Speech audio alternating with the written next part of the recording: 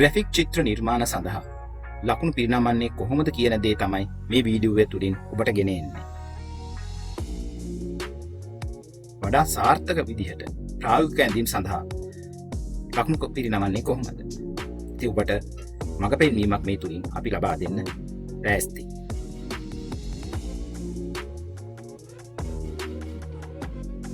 මේ ග්‍රැෆික් චිත්‍ර නිර්මාණ නිර්ණායක ඔස්සේ අපි ලකුණු දෙන්නේ කොහොමද? මොනවද මේ නිර්ණායක? මෙන්න නිර්ණායක. මාතෘකාවට උචිත අයුරින් නවතාවකින් යුතු සැලසුම් කිරීමේ හැකියාව. වාණිජමය හා සංනිවේදන අවශ්‍යතාවයන්ට ගැලපෙන බව හා මුද්‍රණයට උචිත බව. විශේෂයෙන් මුද්‍රණයට උචිත වෙන්න ඕන. රේඛා හැඩතල අර්ථවත්ව යොදා ගැනීමේ හැකියාව. උචිත වර්ණ තෝරා ගැනීම හා භාවිතා කිරීමේ හැකියාව. විචිත්‍රත්වය, චමත්කාරය හා නිර්මාණයේ සාර්ථකත්වය. මේ සෑම නිර්ණායකටම ලකුණු 6 බැගින් එකතුව ලකුණු 30ක් අපි පිරිනමමු.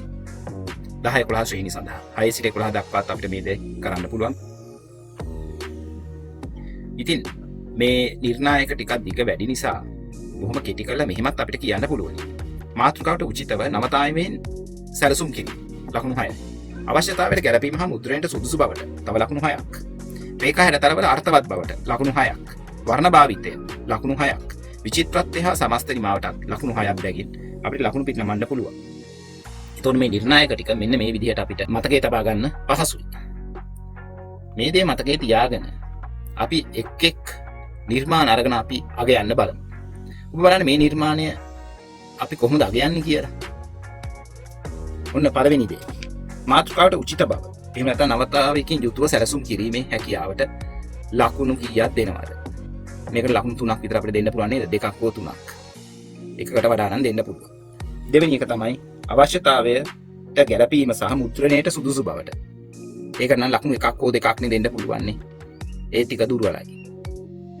ඊළඟ නිර්ණායකය. රේඛා හැඩතල වල අර්ථවත් බව දුර්වලයි. ඒක ලකුණක් වගේ තමයි දෙන්න පුළුවන්.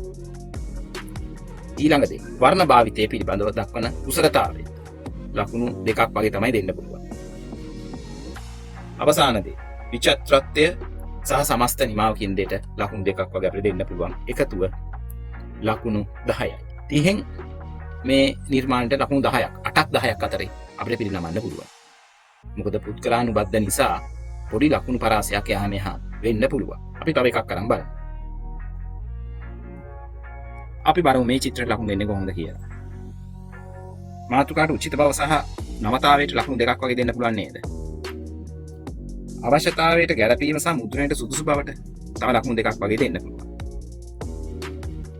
රේඛා හැඩතල අර්ථවත්ව යොදා ගැනීම යම් තරමක අර හැඩ වැඩදාර ටිකක් තියෙනවා නේද? ලකුණු 3ක් විතර අපිට දෙන්න පුළුවන් නේද? 2ක් හෝ 3ක්. වර්ණ සම්බන්ධව මතු කිරීම සම්බන්ධව යම් තරමක් දුරට කුසලතාවයක් දක්වලා තියෙනවා. ලකුණු 3ක් විතර අපිට දෙන්න පුළුවන්.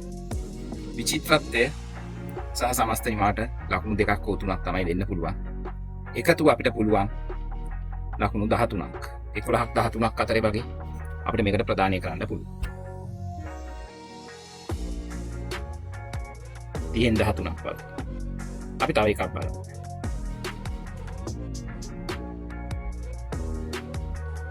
මොකක්ද හිතන්නේ මේ නිර්මාණය ගැන? මාතෘකාව ගැන ලකුණු 3ක් විතර 2ක් හෝ 3ක්. මුද්‍රණයට සුදුසු බව, අවශ්‍යතාවයට ගැලපීමට ලකුණු 3ක්. රේඛා හැඩතල අර්ථවත් යොදා ගැනීම අකුරු ටික එහෙම ටිකක් ගතියකට වගේ පොඩ්ඩක් තියෙනවනේ. ලකුණු 3ක් වගේ දෙන්න පුළුවන් නේද? වර්ණ ගැලපීම යම් අවබෝධයක් තියෙනවනේ. අකුරු ටික ගැලපිලා එනවා. පල්ලෙහෙන් අර රූප දෙක තමයි ඉච්චර ගැලපිලා නැත්තේ වර්ණ වලින්. එතකොට අපිට තව ලකුණු 3ක් වගේ දෙන්න පුළුවන්. විචිත්‍රත්වය සහ සමස්ත නිමාවට ලකුණු 3ක් හෝ 4ක් දෙන්න පුළුවන්. ඒතකොට ලකුණු 16ක් 14ක් 16ක් අතරේ 30න්. අපි තවත් නිර්මාණයක් අගයමු. පොත් පිට කවරයක් වගේ දෙයක්. ලකුණු 3ක් හෝ 4ක් පළවෙනි එකට මාතෘකාවට උචිත බවට නවතාවීම් යුතුව සැලසුම් කිරීමේ හැකියාවට. ඊට පස්සේ අපිට පුළුවන් ලකුණු දෙවෙනි නිර්ණායකට ලකුණු 3ක් විතර ප්‍රදානය කරන්න. මුද්‍රණයට සුදුසු බවටයි ලකුණු 2ක් හෝ 3ක් තමයි. ඊට පස්සේ අපිට පුළුවන් රේඛා හැඩතල අර්ථවත් යොදා ගැනීම සම්බන්ධව ලකුණු 3ක් හෝ 4ක් දෙන්න. වර්ණ ගැලපීම උගක් මිස්තරම් මට්ටමක නැහැ. ලකුණු 3ක් වගේ දෙන්න පුළුවන්. විචිත්‍රත්වය සහ සමස්ත නිමාවට ලකුණු 3ක් හෝ 4ක් අපිට ප්‍රදානය කරන්න පුළුවන්. ලකුණු 18ක් 30න් 18යි කියලා කියන්නේ 16ක් හෝ 18ක් අතරේ ලකුණක්. ඔබ බලන්න මේ දිහා. මේක නිකන් ලේබල් එකක් දවටනයක් වගේ දෙයක්. පළවෙනි නිර්ණායකට ලකුණු 4ක් වගේ දෙන්න පුළුවන්. දෙවෙනි නිර්ණායකට ලකුණු 4ක්. තුන්වෙනි නිර්ණායකට ලකුණු 3ක් විතර දෙන්න පුළුවන්. හතරවෙනි නිර්ණායක වර්ණ සම්බන්ධව ලකුණු 3ක් හෝ 4ක්. පස්වෙනි නිර්ණායක කියන්නේ සමස්ත නිමාව සහ විචිත්‍රත්වයට ලකුණු 5ක් වගේ එකතු ලකුණු 20ක් කියන්නේ ලකුණු 17ක් 20ක් අතර වගේ තැනක මේ නිර්මාණය අපිට තියන්න පුළුවන්.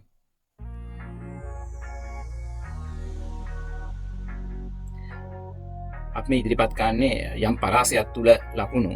මොකද මේ සෞන්දර්ය විෂයන් ගණනය කරනකොට එහෙම තමයි වෙන්නේ. ඒක නිසා මේකදී පළවෙනි නිර්ණායකට ලකුණු 5ක් වගේ දෙන්න පුළුවන්.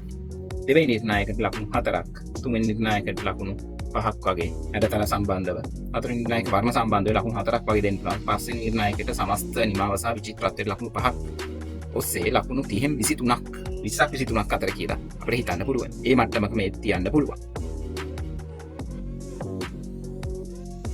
ඔබ බලන්න මේ නිර්මාණය මාතෘකාට උචිත බව, නවතාවෙන් යුතු සැලසුමට ලකුණු 5ක් දෙන්න පුළුවන්. මුද්‍රණයට සුදුසු බව සහ අවශ්‍යතාවයට ගැළපීමට ලකුණු 5ක්. ඒක හැඩතල අර්ථවත් යොදා ගැනීමට ලකුණු 6ක් දෙන්න පුළුවන්. ඒක ටිකක් හොඳ මට්ටමක තියෙන නිසා. වර්ණ ගැළපීමට ලකුණු 5ක් දෙන්න පුළුවන්. සමස්ත නිමාවටත් ලකුණු 5ක් වගේ තමයි. ඒ කියන්නේ විචිත්‍රත්වය සහ සමස්ත නිමාවට ඔක්කොම 30න් 26ක් වගේ අපිට තියන්න පුළුවන්. 24ක් 26ක් අතරින් අපිට තියන්න පුළුවන්.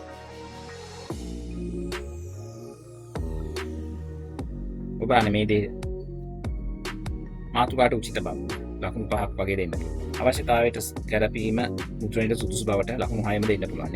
ඒක හොඳ මට්ටමක තියෙනවා. හැඩතල අර්ථවත් යොදා ගැනීම ලකුණු 5ක් දෙන්න. වර්ණ ගැළපීමටත් ලකුණු 6ක් දෙන්න පුළුවන්. හොඳ මට්ටමක තියෙනවා. විචිත්‍රත්වය සමස්ත නිමාවට ලකුණු 6ක් දෙන්න. එකතුව 30න් 28ක් වගේ තැනක මේ නිර්මාණය අපිට තියන්න පුළුවන්.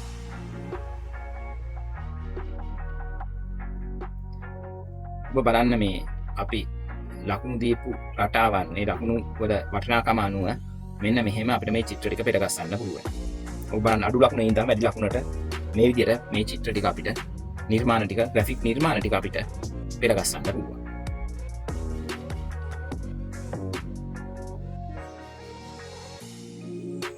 යම් පුද්ගලානුබද්ධතාවයන් නිසා පොඩ්ඩක් එහා මෙහා වෙන්න පුළුවන් ලකුණකින් දෙකකින් නිර්මාණ. ඔබට මේ අභ්‍යාසකරණය තුළින් තවදුරටත් ඔබේ ලකුණු දීමේ හැකියාව ප්‍රගුණ කරන්න පුළුවන්. අත්දැකීම ගන්න පුළුවන්. මේ GP graphic පළවෙනි අභ්‍යාසය GP එක. ඔබ කොලයක් අරගෙන මෙන්න මේ විදිහට නිර්ණායක ටික ලියාගෙන ඉවරලා 1 2 3 ඔය වගේ මේ නිර්ණායක වලට අදාළව අපිට ලකුණු දෙන්න පුළුවන්. පළවෙනි එක මාතෘකාට උචිත බව සහ නවතාවෙන් යුතුව සැලසුම් කිරීම. දෙවෙනි එක අවශ්‍යතාවයට ගැළපීම සහ මුද්‍රණයට සුදුසු බව. තුන්වෙනි එක රේඛා හැඩතල අර්ථවත්ව යොදා ගැනීම. හතරවෙනි එක වර්ණ යොදා ගැනීම සම්බන්ධයෙන් ගැළපීම සම්බන්ධයෙන්. පස්වෙනි එක විචිත්‍රත්වය සහ සමස්ත නිමාව කියන දේ තුලින් අපිට මේ ලකුණු 30න් කීයද කියන එක අපිට මේකට ප්‍රදානය කරන්න පුළුවන්. ඔබ කොලයක මේ වගේ ලියාගෙන ඉවරලා මේ අභ්‍යාසය ඔබට කරන්න පුළුවන්. මෙතනින් එහාට අපි අභ්‍යාස කීපයක් ඔබට ඉදිරිපත් කරනවා. එතකොට ඔබට මේ වීඩියෝ නවත්තලා ආපහු බලලා ඒ ලකුණු ප්‍රදානය ඔබට කරන්න පුළුවන්. නමුත් අපි මේ වීඩියෝව කාලය ගත වෙන නිසා යම් තරමක වේගවත් බවකින් යුතුව අරන් යනවා. මේ දෙවෙනි අභ්‍යාසය. මේක ලකුණු කීයක් දෙන්න පුළුවන්ද? ඔන්න නිර්ණායක 5. 30න් තමයි දෙන්න තියෙන්නේ. ඔබට පුළුවන් යම් තක්සේරුවකට එන්න, ඇගීමකට එන්න. මේ තුන්වෙනි අභ්‍යාසය. ඔබ මේකට කීයක් දෙනවද? ඔන්න නිර්ණායක 5 30න් තමයි දෙන්නේ. ඔබේ අත්දැකීම් ප්‍රගුණ කරන්න ඔබට මේට ලකුණු ලබා දිය හැකියි.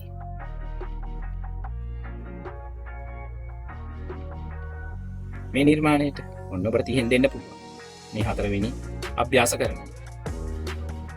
අපි මේක පිළිවෙලට ඉදිරිපත් කරන්නේ අභ්‍යාස ඒ කියන්නේ හොඳම ඒ කියන්නේ අඩුම ලකුණු චිත්‍රේ නම් හොඳම චිත්‍රෙට කියලා. අතරින් පතරට දුර්වල සහ මධ්‍යස්ථ බව සහ ඉතා හොඳ නිර්මාණ ඔබට ඉදිරිපත් වෙනවා.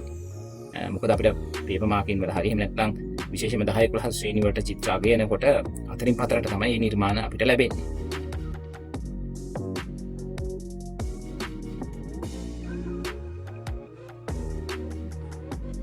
බලන්න මේ දෙයට කීයක් දෙන්න පුළුවන්ද කියලා. 30න් කීයක් දෙන්න පුළුවන්.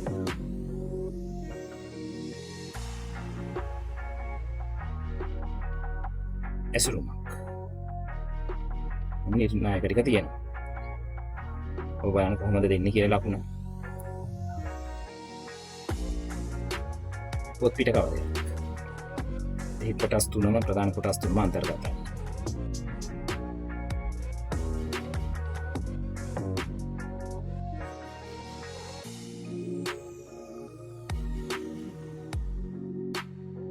මේ නිර්මාණයත් ඔබට අගයන්න පුළුවන්.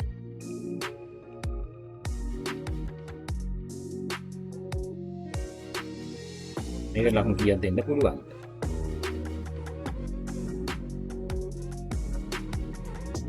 මේ වගේ දෙයකට